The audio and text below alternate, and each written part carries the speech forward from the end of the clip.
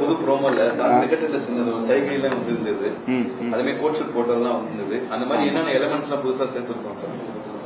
எலமெண்ட்ஸ்னா sensor மாறினதுனால அதுல கட்டான நிறைய விஷயங்கள் புதுசு தான் ஆட் ஆயிருக்கு. அது அப்படியே மேஜர் சேஞ்சா அப்படின்னா மேஜர் சேஞ்ச் இல்ல, குட்டி குட்டி விஷயங்கள் இருக்கு. பெருசா கண்டென்ட் உள்ள சேர்க்கலாம்னு சொல்லியிருந்தோம். சட்டமன்றத்தில் நடக்கிற ஒரு சைகையை உள்ள படத்துல கொண்டு வந்திருக்கும். அது படத்துக்குள்ள சட்டமன்றத்துல அவர் சட்டமன்றத்துக்கு வர்றதுக்கு முன்னாடி அது படத்துல இருக்கு. அதுக்கப்புறம் தானே அவர் சட்டமன்றத்துக்கு வந்தாரு. அப்ப அதனால அவர் படத்துல பண்ண செய்கையை வேணா சட்டமன்றத்துல பண்ணிருக்காருன்னு சொல்லலாம்.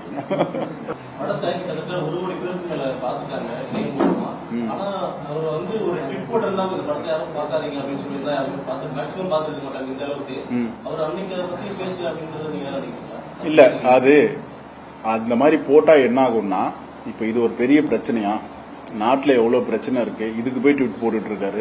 விவசாயிகள் பிரச்சனை இருக்கு, அந்த பிரச்சனை இருக்கு, இந்த பிரச்சனை இருக்கு, இதுக்கெல்லாம் பேசாதவர் இதுக்கு மட்டும் பேசுறாரு அப்படின்ற விமர்சனம் வரும்ல.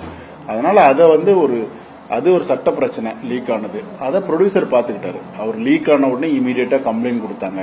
அதுக்கு ரிலேட்டான ஆளுங்களை அரெஸ்ட் பண்ணாங்க.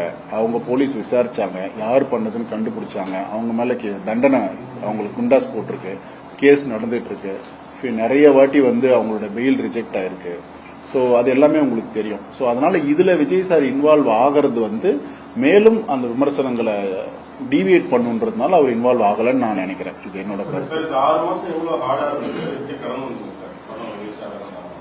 இதேதான் சாமி இப்ப ஒரு நேரமா சொன்னேன்.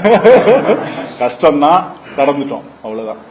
கரூர் சம்பவம் மாதிரியே விஜய் சார் வின் பண்றதுக்காக தான் இணையத்துல சட்டவிரோதமா அவங்களே லீக் பண்ணிட்டாங்க அப்படின்னு ஒரு செய்தி வந்தது.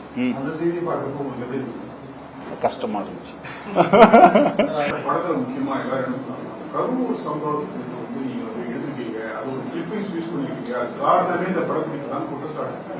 உண்மையிலே அந்த கரூர் கூட்டம் அந்த இதெல்லாம் எடுத்துக்கீங்களா, வச்சிருக்கீங்களா? அந்த இதுக்கு இப்போ ஏதாவது சம்பந்தம் இருக்கா? அது எல்லாம் அந்த மேட்டர்ல எல்லாம் உங்க எல்லார் மேலேயும் எனக்கு வருத்தம் இருக்கு. நான் எங்க இருந்தேன்னு கண்டுபிடிக்கிறதுக்கு உங்களுக்கு எவ்வளவு நேரம் ஆகும்? யூனிட்டே போனாலும் உங்களுக்கு எவ்வளவு நேரம் ஆகும் கண்டுபிடிக்கிறதுக்கு? ஏங்க இப்போ 4 பேர் போனை ட்ரேஸ் பண்ணீங்கன்னா தெரிஞ்சிட போகுது. எங்க வீட்டு சிசிடிவியை பார்த்தா தெரிஞ்சிட போகுது. எவ்வளவு நீங்க என்னென்னமோ கண்டுபிடிக்கிறீங்க, இது எவ்வளவு அவன் கண்டுபிடிக்கிறதுக்கு? என்னன்னா இது ஒரு ஸ்பெகுலேஷன். அதை யார் பண்ணாங்க, எதுக்கு பண்ணாங்க அப்படின்றது உங்களுக்கு தெரியும்.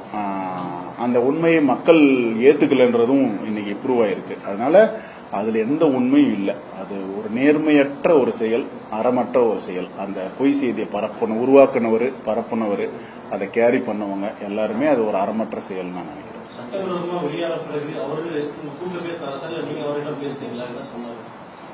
இல்ல அதுதான் சொன்னேன். இந்த படத்துக்கு நிறைய ப்ராப்ளம்ஸ் திரும்ப திரும்ப இல்லை. ஃபர்ஸ்ட் ஒரு சென்சார் கிடைக்கல, கேஸ் போட்டோம் கிடைக்கல, லீக் ஆச்சு. இந்த மாதிரி நிறைய டவுன்ஃபால் ஈவெண்ட்ஸ் இருக்குல்ல. இந்த எல்லா ஈவெண்ட்ஸ் அப்பையும் ப்ரொடியூசரும் ஹீரோவும் மொத்த யூனிட் கூட நின்னாங்க. They are very very strong. Producer KVN sir call பண்ணி ஹீரோ கிட்ட, சார் என்ன நடந்தாலும் லாஸ்ட் வரைக்கும் நான் உங்களோட இருப்பேன் அப்படின்ற ப்ராமிஸா அவர் டே 1 சென்சார்ல படம் ரிலீஸ் ஆவதப்பே கொடுத்துட்டாரு. அவருக்கு எல்லா வாய்ப்பும் இருக்கு. இந்த மாதிரி பிரஸ் முன்னாடி உட்காந்து அவர் கம்ப்ளைண்ட் பண்ணலாம் ஹீரோவை. என்ன வேணா பண்ண முடியும்ல, என் காசை திருப்பி கொடுங்கன்னு கேட்கலாம், உங்களாலதான் இது நடந்துருச்சுன்னு பிளேம் பண்ணலாம். அவர் அதை எதையுமே பண்ணல. லாஸ்ட் வரைக்கும் நான் நிக்கிறேன்னு சொன்னாரு. அவர் இத்தனைக்கும் நிறைய படிச்சவர். அவர் லாயரு, சிஏ படிச்சிருக்காரு, என்னென்னமோ பிசினஸ் எல்லாம் படிச்சிருக்காரு. ஸோ அவர் நல்ல நிறைய யோசிக்கிற, நிறைய சக்சஸ்ஃபுல்லா இருக்கிற ஒரு பிசினஸ் மேன். ஸோ அவரு ஸ்ட்ராங்கா நின்னாரு. அதே மாதிரி ஒரு பெரிய சக்சஸ்ஃபுல்லா இருக்கிற ஒரு ஹீரோ, நிறைய எக்ஸ்பீரியன்ஸ் இருக்கிற ஒரு ஹீரோ, அவரும் ஸ்ட்ராங்கா நின்னாரு. ஸோ அப்படி இருக்கும்போது எங்களுக்கு இதை கடக்கிறது ஈஸி தான்.